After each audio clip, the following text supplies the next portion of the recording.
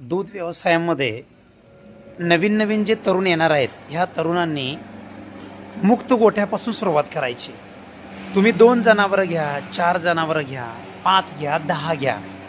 पण एक काम करायचं आहे, ह्या जनावरांना मुक्त ठेवायचं आहे.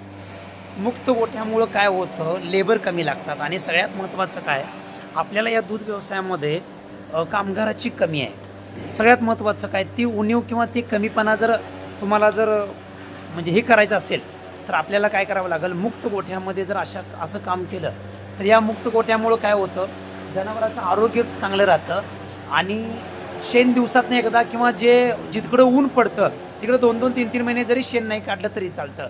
तर अशा पद्धतीनं आपल्याला ह्या कालवडींच्यासाठी, गाई म्हशींच्यासाठी मुक्त गोठा ही संकल्पना अतिशय भारी आहे. झाडाचा आधार घ्या, 24 तास पाण्याची सोय करा. अशा पद्धतीनं बफे सिस्टमनं ही वैरण खाऊ द्यात आणि असाच व्यवसाय आपल्याला